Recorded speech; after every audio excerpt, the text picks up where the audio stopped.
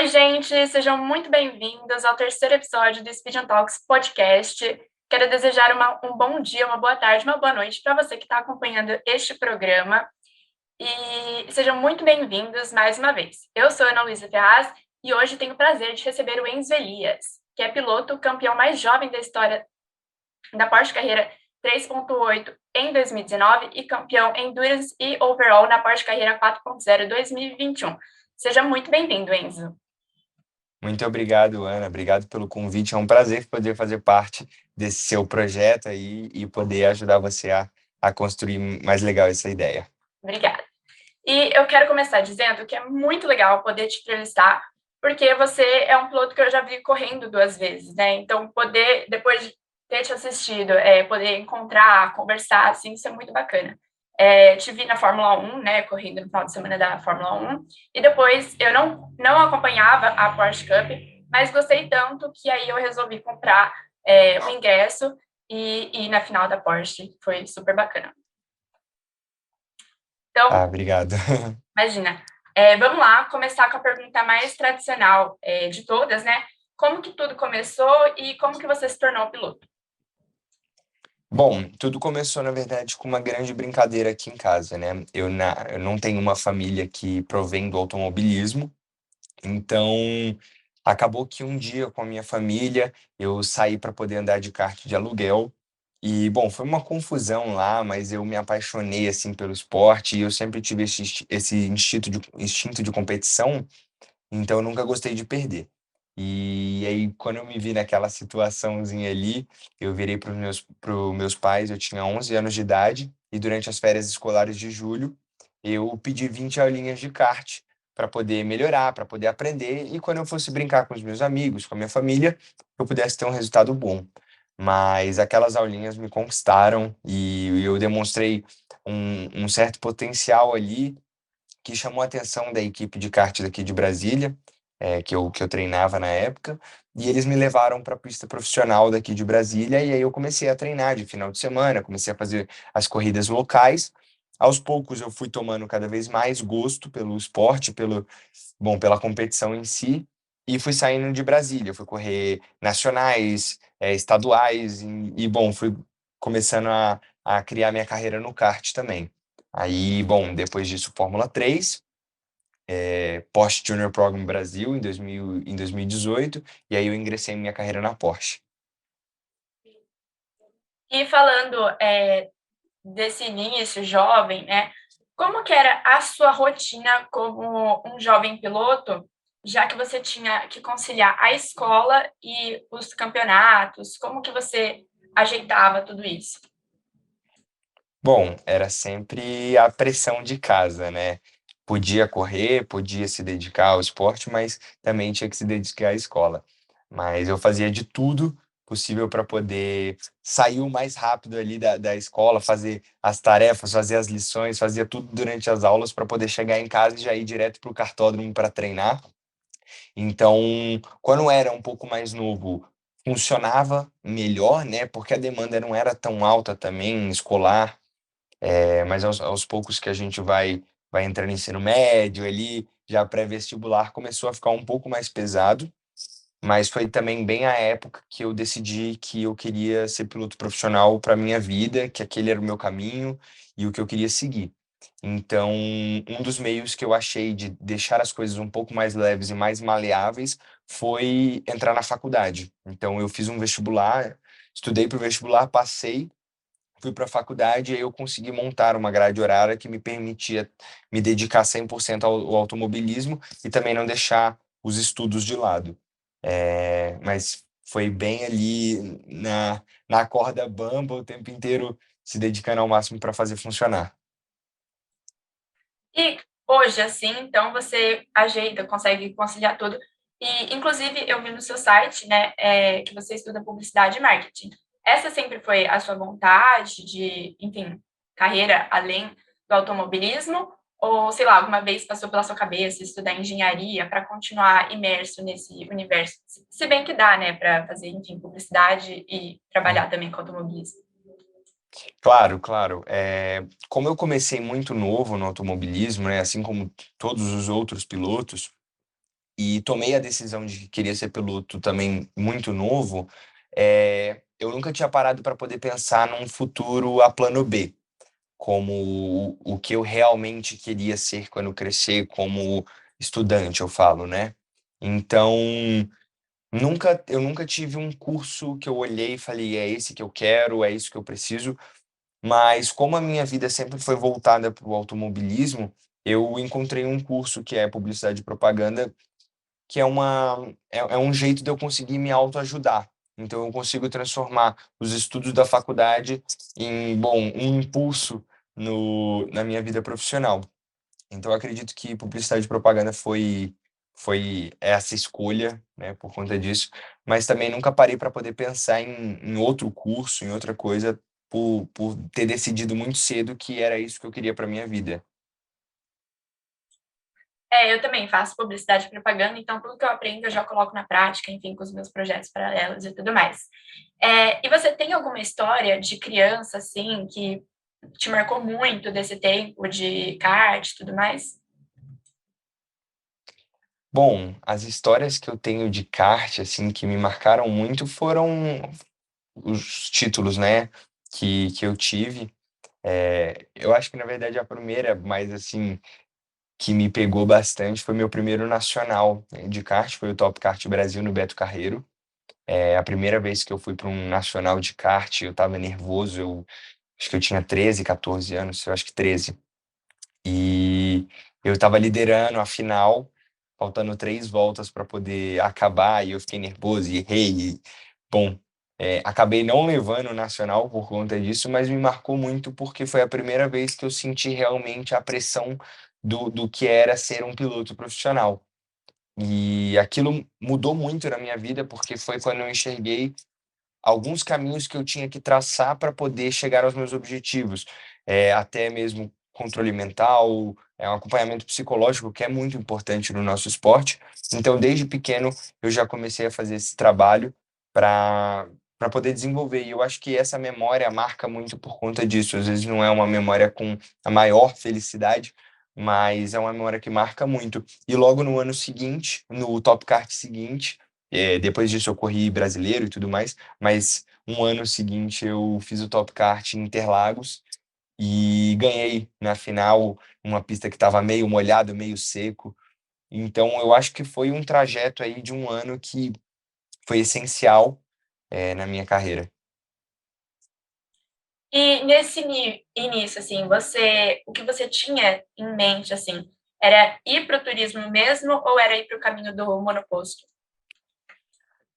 Bom, eu acho que quando a gente é pequeno, né, quando a gente começa no automobilismo, não tem um piloto no mundo e eu te garanto isso, que todos nós sonhamos com Fórmula 1, né? É o auge. Então, a gente sempre sonha com Fórmula, tanto que eu fiz uma temporada de Fórmula 3 Brasil, mas infelizmente hoje em dia a gente sabe a dificuldade que é você entrar na Fórmula 1, deixou de ser talento, deixou de ser só a sua habilidade, o seu esforço, tem outras milhões de coisas por trás e que envolvem você entrar na Fórmula 1, além de ser um caminho muito caro, né? Então, no final de 2017, quando eu tinha acabado de terminar a temporada de Fórmula 3 Brasil e surgiu a oportunidade de eu ser um dos 12 finalistas do Junior Program Brasil da Porsche, né, a primeira edição que eles fizeram aqui no Brasil, eu encontrei uma oportunidade de ouro na minha carreira e eu nunca tinha olhado para os turismos, eu nunca tinha visto eles como um objeto de desejo, assim, sabe? Mas quando eu sentei lá no Porsche e testei a primeira vez lá em Interlagos no programa Júnior, eu me apaixonei pelos turismos. Hoje eu sou completamente devoto aos turismos. Por mais que meu sonho seja correr de protótipo, nas principais corridas do mundo. Eu sigo pelo lado do turismo, eu não me vejo hoje tanto pilotando um Fórmula 3, um Fórmula 2, trilhando aquele caminho para a Fórmula 1. Óbvio que lá no fundinho ainda sempre tem aquele sabor, aquele gostinho de quero Fórmula 1, quero Fórmula 1, mas meu caminho hoje tá bem trilhado nos turismos. E você comentou, né, da Fórmula 3, mas você também teve a oportunidade de testar a Fórmula 4 na Itália, né? Como que foi Sim, eu essa tive. experiência? Então, eu fui o melhor estreante da seletiva de kart Petrobras, que na época era o maior conquista de kart, era você ir para a seletiva Petrobras. E eu fui o melhor estreante, então eu fui um dos 3 premiados a ir para a Itália. E a gente fez 2 dias de teste de Fórmula 4 que foram incríveis. Não tem como falar que pilotar um carro de Fórmula não é legal, é incrível, é demais aquela sensação. Assim, não, é difícil você colocar em palavras porque é algo que você precisa vivenciar.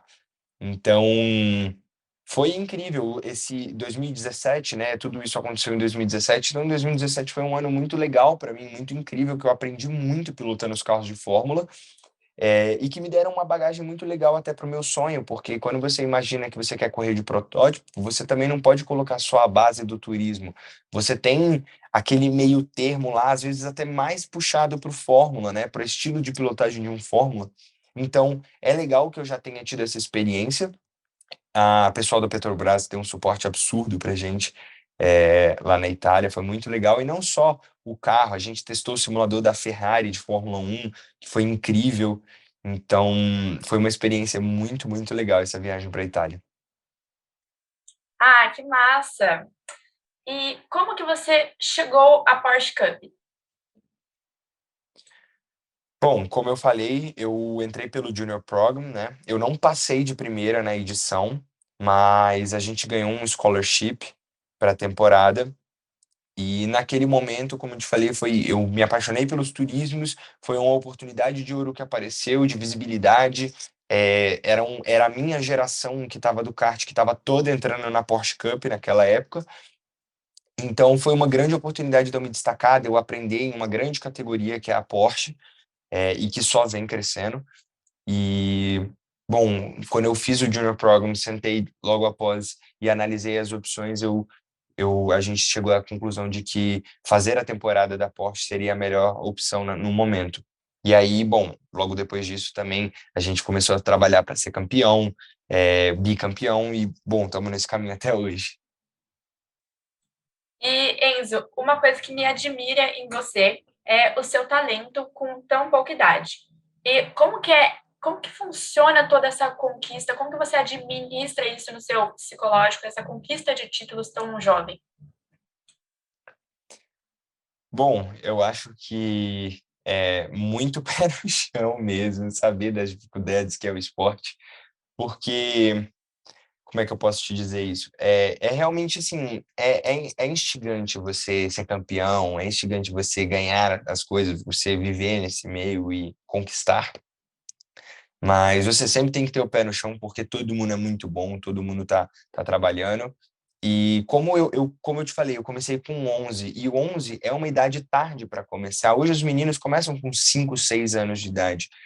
Então, dos 11 aos 20 que eu tô hoje, eu tive que fazer um trabalho onde eu tive que encurtar esse tempo que todos eles tiveram a mais que eu para aprender.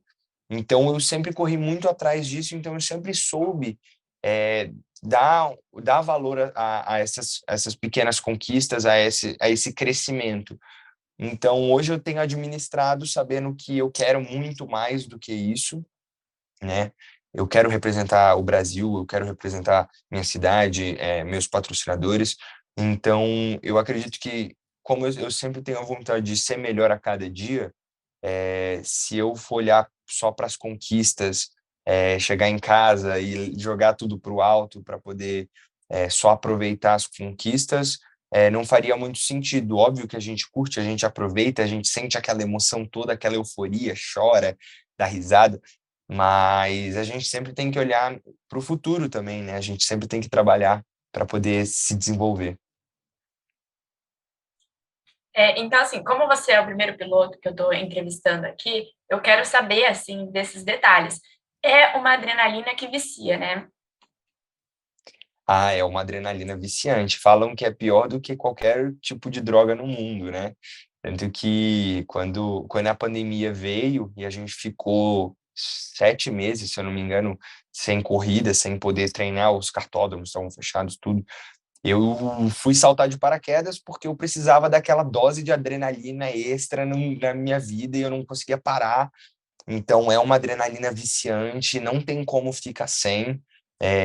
A sorte é que hoje no mundo tem os simuladores, então, quando parou também, acordava de manhã, simulador até a hora de dormir, então não tem como ficar sem. Uma vez que você entra, eu te garanto que ninguém sai. Gente, estou chocada, não sabia dessa história do paraquedas. E agora falando um pouco sobre sua carreira na Porsche, e você falou também de representar o Brasil, como que foi a sua ida para a Espanha? Bom, foi até hoje o melhor momento da minha carreira e acredito que uma das maiores conquistas, se não a maior, na verdade, né? Eu creio que seja a maior, porque eu fui representando meu país, o único representante da América Latina, num programa que é o Porsche Motorsport Junior Program, que é, inclusive, essa camisa que eu estou usando. E ele é um dos maiores programas de jovens talentos do mundo, né? Grandes pilotos e vários campeões mundiais saíram desse programa. Então, poder fazer parte dos 12 melhores pilotos júniores do mundo já foi uma grande conquista. Eu cheguei lá com uma desvantagem, porque eu era o único piloto que nunca tinha andado no carro novo, né? Nunca tinha tocado no carro novo, mas eu caí de cabeça e eu me dediquei 100% desde que, antes até, na verdade, porque já era um objetivo meu, desde do começo do ano passado, eu já estava me dedicando para isso, eu já estava buscando. Então, quando veio o, a, a confirmação de que meu nome estava no meio dos 12, foi uma alegria. E aí sim começou aquela bolha de pressão e de trabalho, mas quando eu cheguei lá foi assim, foi só colocar em prática, aproveitar o momento. Eu aprendi muito, muito, muito lá na Espanha. Andei com os melhores pilotos de Porsche do mundo, né? Campeões mundiais, vice-campeões mundiais, então pessoas incríveis com as quais eu pude aprender. E eu fui muito bem, eu tive esse feedback de que eu fui muito bem. Inclusive, o foco para 2022 é conquistar a vaga de novo para o Junior Program.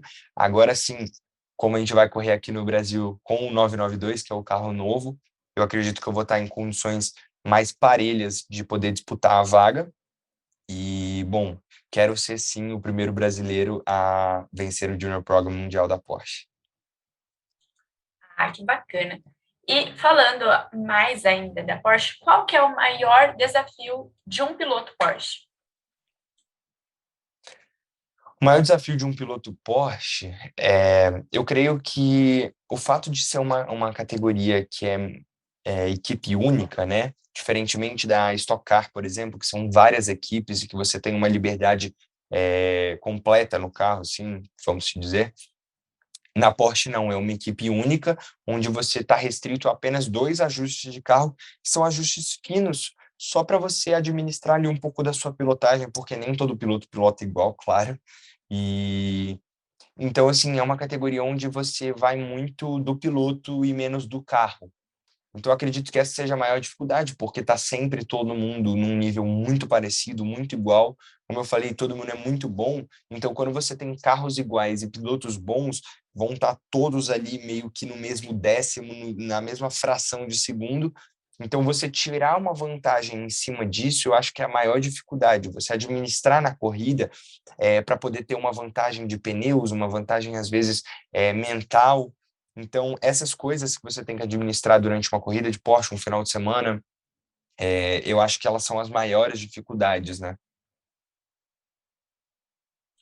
E a gente comentou do título, e ano passado você foi o campeão de Endurance Overall da Porsche Cup, e como que é o preparo físico, falando aí também do preparo mental, como que é essa coisa estratégica, como que funciona tudo isso, esse preparo para um piloto ao longo do ano chegar até o título?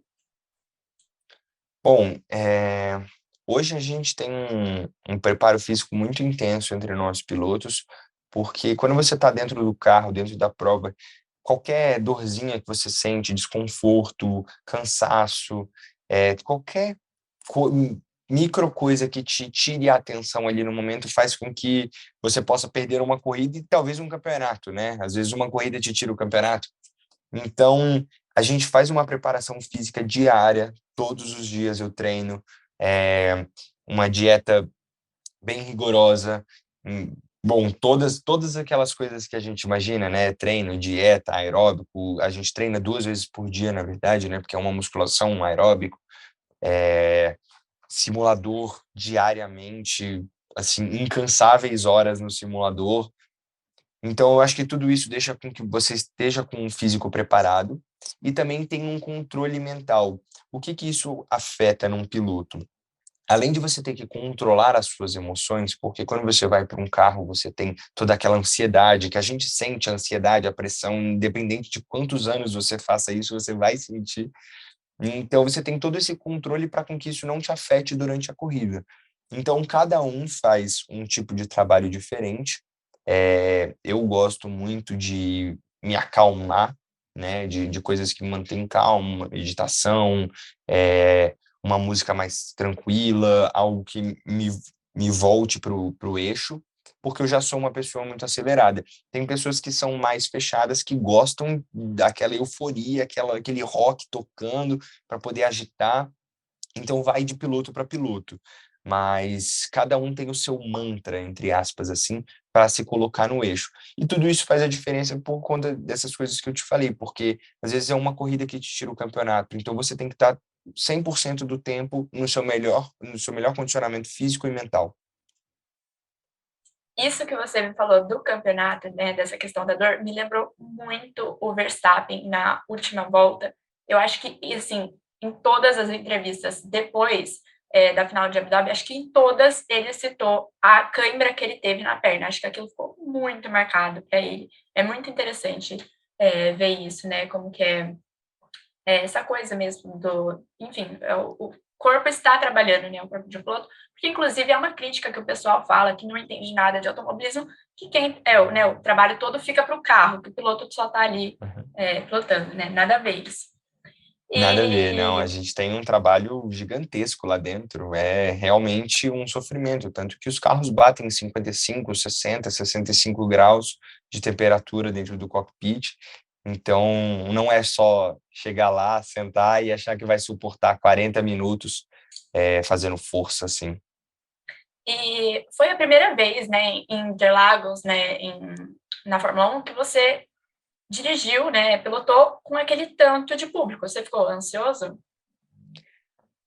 Olha, sim, um pouco sim. Foi a primeira vez.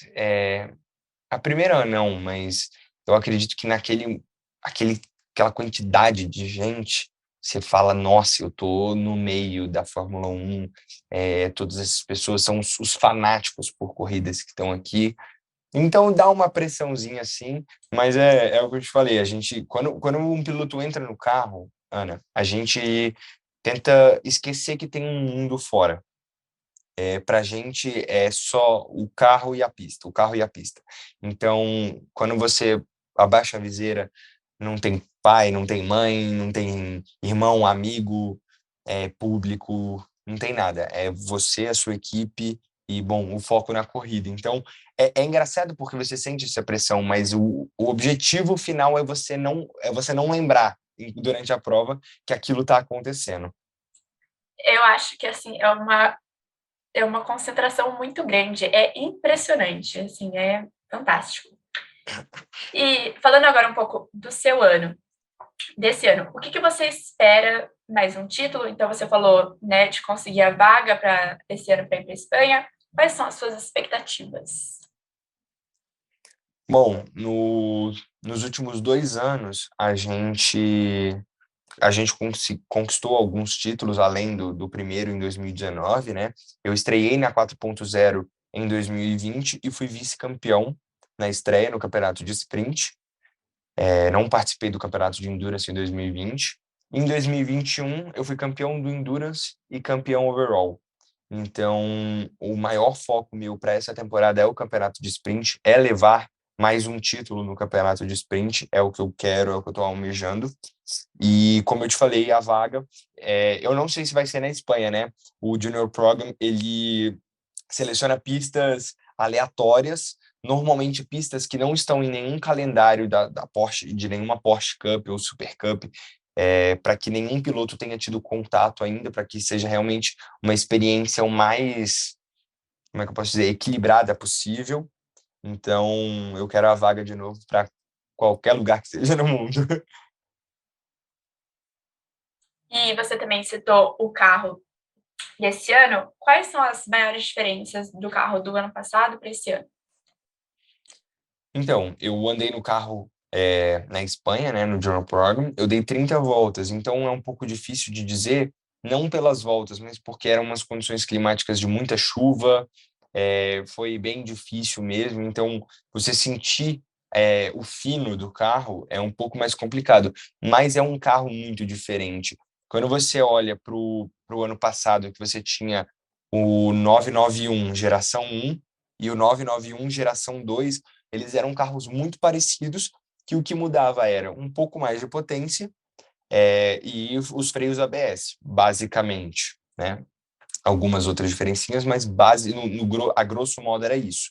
Esse carro não, esse carro é o 992, então ele já é um passo à frente.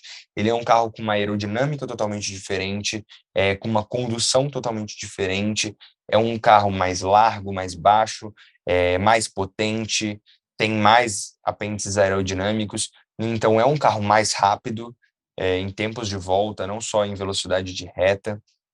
Tem algumas diferenças bem interessantes, por assim dizer, na questão da tocada, da pilotagem mesmo, né? Ele já dá um salto a mais do que os Porsche Cups, né? Ele vai mais já para o lado dos GT3, para os carros que correm lá em Le Mans, em Sebring, então vários lugares assim. Mudando agora de categoria, queria que você comentasse como que foi a Stock, né, que você venceu, a corrida e tudo mais. Queria que você dividisse aí toda a sua experiência lá. Então, a Stock Car, sempre, quando a gente cresce aqui no Brasil, a gente também olha a Stock Car como uma das maiores categorias, né? E há muitos anos. Então, sempre quis correr no Stock Car, sempre quis correr contra os pilotos os quais eu competi, né? E foi um convite, um grande convite de um grande amigo meu, que é o Galídio Osman, a equipe Poli Motorsport e a Shell que me deu essa oportunidade de participar, de realizar um dos meus sonhos, que era pilotar na corrida de Stock Car. E foi um final de semana muito legal, porque eu nunca tinha trabalhado naquele esquema de equipes, né? De equipes separadas, de pit stop, realmente aquela loucura de desenvolver o carro, de você buscar lá dentro o último parafuso da última peça para poder desenvolver. E, bom, não tem como ter sido uma experiência ruim com resultado é, tão bom quanto foi a vitória, né? Logo na estreia, minha primeira vez no carro, e era um grid com nomes tão pesados, né? Como o Timo Glock, que, bom, teve aquele incidente com o Massa em 2008, Augusto Farfus, que é multicampeão europeu também, Felipe Albuquerque, campeão mundial já, outros diversos nomes, pilotos que já ganharam Le Mans, pilotos que já correram Daytona. Então, assim, só pilotos que eu realmente cresci assistindo e quis me colocar à prova contra eles. E, bom, consegui chegar lá, consegui ganhar. E foi uma sensação incrível, porque foi toda aquela correria. O final de semana é curto para você aprender tudo sobre um carro, uma equipe, um formato de corrida novo. E, nossa, a gente caiu de cabeça. Era 6 horas da manhã, a gente estava no autódromo e saía 8, 9 da noite. Foi bem legal, fiquei muito feliz, foi uma grande conquista na minha carreira e eu acho que só engrandece os sonhos para esse ano, né? Porque começar com o pé direito assim não tem forma melhor. Ai, muito legal. Foi uma emoção esse final de semana que, nossa, foi muito bacana de É. acompanhar. E agora, você citou a temperatura no cockpit. Eu queria que você compartilhasse os estágios de um piloto durante uma corrida. Então, o que que passa na sua cabeça? Como que é essa adrenalina? Como que você gerencia a adrenalina? E também como que é o ambiente, né? A questão do calor, da roupa e tudo mais. Bom, como eu falei, tudo começa ali, meia hora, mais ou menos, antes de entrar no carro. A gente faz um aquecimento corporal, então tem todo um aquecimento ali para o corpo, para você não entrar frio também, para poder fazer um exercício físico. É como se você estivesse alongando e aquecendo para poder malhar. Então, a gente tem esse aquecimento corporal, um aquecimento cognitivo também, que é um treino que a gente faz de velocidade de reação, para, bom, aqueles milissegundos, a gente conseguir tirar a vantagem. Então, tem um aquecimento mental também, para poder você já entrar mais ativo. E, bom, faltando ali 5 minutos para poder entrar no carro, é realmente aquela hora que você desliga do mundo, ninguém mais vem falar com você, não, você já esquece fotógrafo, patrocinador, família, tudo você vai deixando para trás. Quem tem pessoas que gostam de ouvir música, como eu falei, mas é aquele momento que você se fecha e vai para uma concentração plena. Naquele momento, ainda vão se passando algumas ideias do que pode acontecer na largada, você vai planejando algumas situações para deixar um pouco pré-definido, para poder ficar um pouco mais fácil, mas é sempre uma caixinha de surpresas, uma largada, por exemplo, mas a gente tenta prever o máximo de coisas possível. Então, ali na hora que a gente está entrando no carro, tem esse momento, essa reflexão de tudo que pode acontecer, mas a partir do momento que liga os motores e sai para a volta de apresentação, a gente tenta esvaziar a cabeça. Nesse momento que esvazia a cabeça, você vira simplesmente reação. Você só reage aos acontecimentos da prova. Então, você reage ao apagar do farol, você reage aos movimentos dos outros, mas você não dá tempo de pensar. Então, a gente tenta esvaziar e deixar realmente um vácuo na cabeça para que esteja limpa só para reagir. E aí, bom, durante a corrida começa a entrar o calor, começa a entrar as dificuldades, caso aconteça, né? Então, dependendo de onde você está na prova, você vai passar por situações diferentes. Então, mas normalmente ali no meio, do meio para o final, é quando começa a quebrar um pouco daquela concentração, porque começa a ficar um pouco saturado. E aí é o que eu te falei, quando entra a diferença de quem está muito bem preparado psicologicamente, para que não deixe a concentração quebrar, para que esteja 100% do tempo ali dentro do negócio, com a cabeça vazia e fazendo o que precisa ser feito. Quando você dá aquela respirada, aquela dor no braço, aquele cansaço que você desliga por um tempo, para você religar é muito difícil. Então, é mais ou menos essa sequência, né? Você vem tão concentrado até a metade, às vezes ali dá uma queda no meio da corrida, e o final é sempre aquela euforia, que é aquele momento que você quase não respira. O calor, como você tinha perguntado,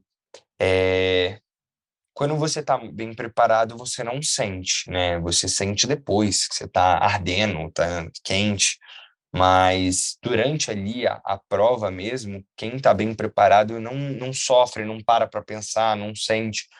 Mas quando tá faltando um pouquinho, aí realmente pega, falta oxigênio ali, está muito quente, você já está muito desgastado, começa a faltar ar, você já começa a não render mais do mesmo jeito, e aí é ladeira abaixo, né? Sim. E agora, falando um pouquinho do slogan do Speed and Talks, que é Beyond Motorsport, indo para um lado um pouco mais pessoal e profundo, muitas das coisas que eu gosto têm um significado sentimental por trás, inclusive a minha paixão por automobilismo. Então, eu queria que você compartilhasse alguma história que te gerou um momento de conexão profunda com o esporte a motor, que foi além do seu trabalho. E aí, alguma coisa assim que você pensou, nossa, isso me marcou muito profundamente. Me marcou muito profundamente. Olha, tem vários momentos. É difícil você desvincular da sua carreira, né?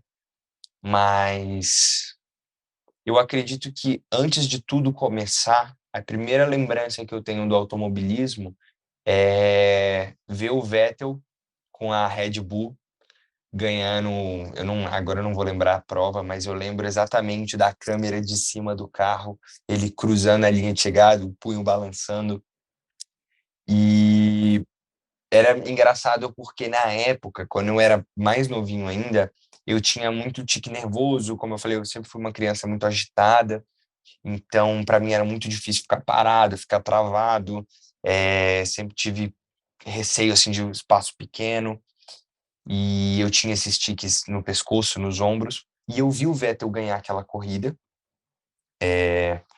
eu fiquei vidrado, a partir daí eu comecei a assistir Fórmula 1 todos os domingos, mas eu coloquei na cabeça de que eu falei, cara, será que um dia eu conseguiria estar dentro de um carro desse, travado pelo cinto, pelo Hans, é, todo ali compacto, sem ter os tiques, sem ter nada?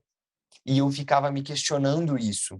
E quando eu comecei a correr de kart, foi justamente a época que isso tudo parou, que eu conseguia descarregar tudo aquilo dentro do kart.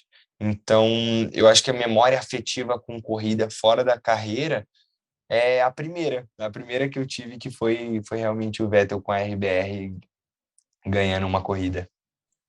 Poxa, que história legal! Adorei saber.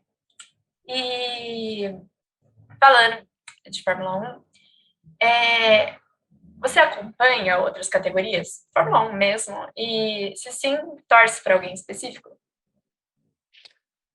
Olha, eu acompanho várias categorias, né?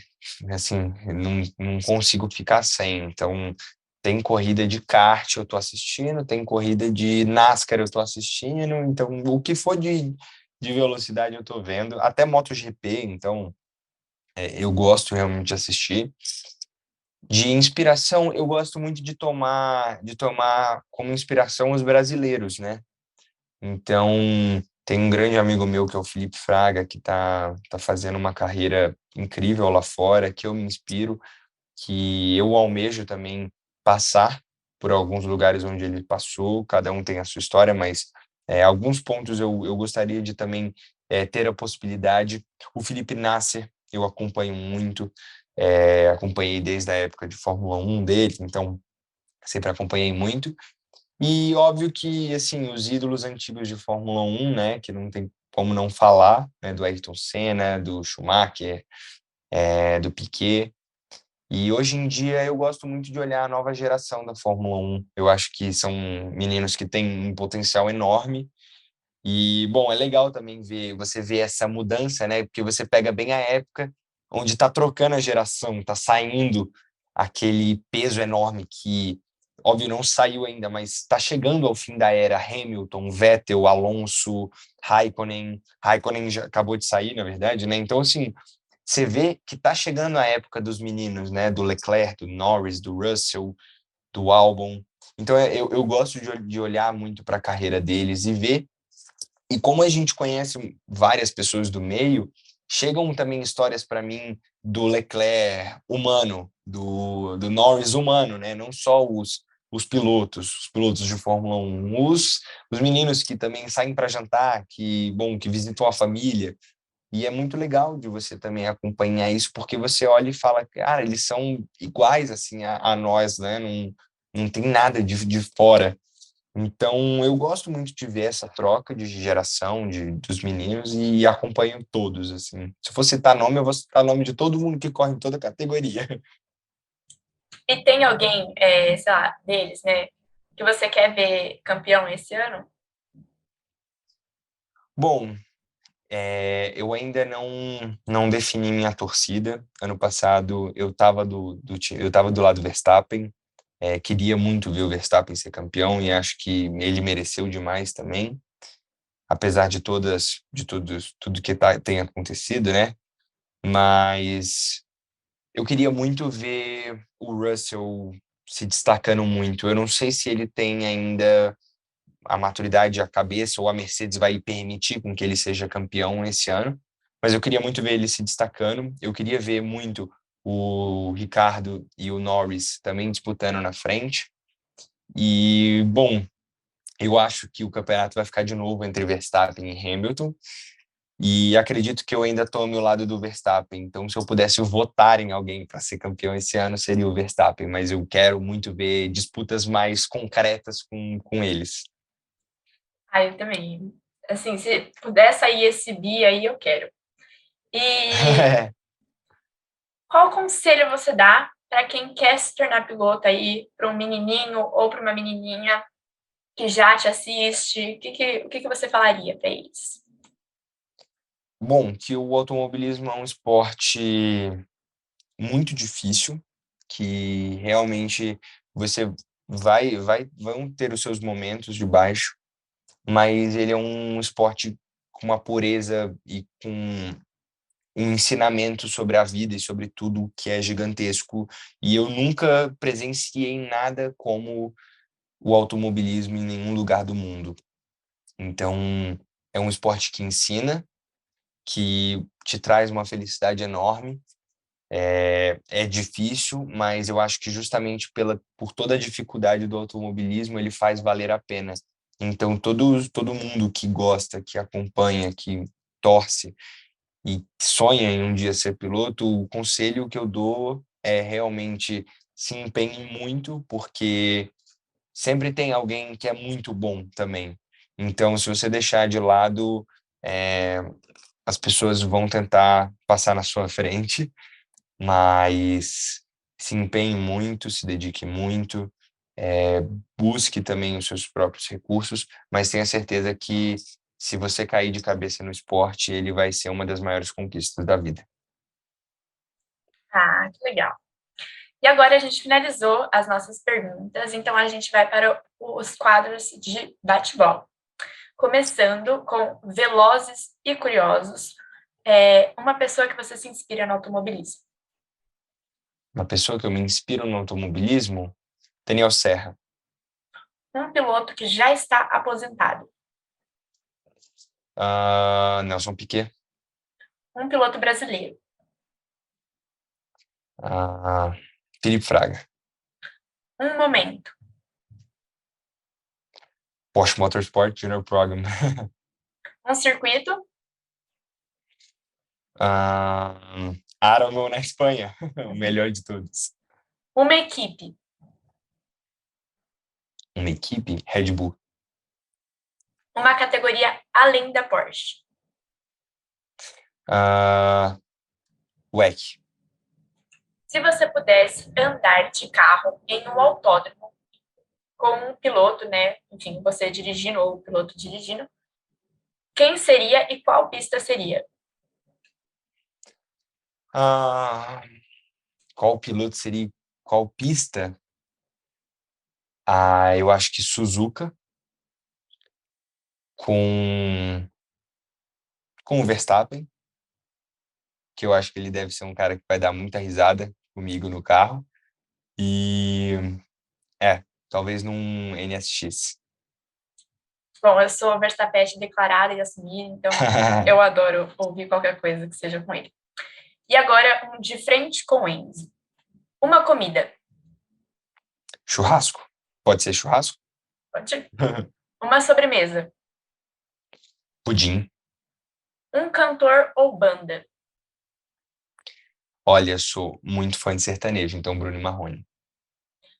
Um filme. Ah, The Greatest Showman, ou O Rei do Show, né? Um livro. Um livro, A Arte da Guerra. Se você pudesse jantar com alguém vivo ou morto, quem seria? Com os meus pais.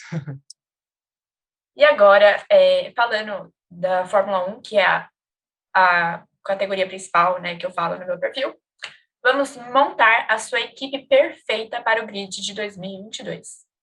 Qual motor seria? Mercedes. Quem seria o piloto principal? Não pode ser eu. Pode, você é piloto, pode. Então eu. Quem seria o segundo piloto? Leclerc. Quem seria o piloto reserva? Norris. Quem seria o diretor de equipe? Christian Horner. Qual seria a cor do carro? Azul. E, por fim, qual seria o nome da equipe? O nome da equipe? Olha, essa eu nunca pensei. Porsche. Fazer uma equipe da Porsche. É um sonho, hein? Quem sabe um dia. Os boatos estão vindo aí para 2026. Mas aí vai ter que trocar a cor do carro. Vai ter que ser branco e vermelho. Então, aí é a sua equipe, aí você que decide. Então, tá bom. Então, essa foi a nossa entrevista, Enzo. Muito obrigada, foi muito bacana. É muito, que nem eu disse no começo, é muito legal poder receber um piloto que eu já acompanhei, que já estive vendo. Então, parabéns aí pela sua carreira, pelos seus títulos. Espero que esse ano seja mais um ano de muito sucesso e que você possa conquistar muito mais. E é isso, muito obrigada. Eu que agradeço, Ana. Muito legal fazer parte do seu projeto. Fiquei muito feliz, adorei a entrevista. Foi muito descontraída e eu acho que a gente está precisando de várias entrevistas como a sua também. Ah, que bom, fico muito feliz. Então, é isso. Muito obrigada para você que assistiu até aqui, que nos acompanhou ou nos ouviu. E nós ficamos por aqui até o próximo episódio. Tchau, tchau. Tchau, tchau, pessoal.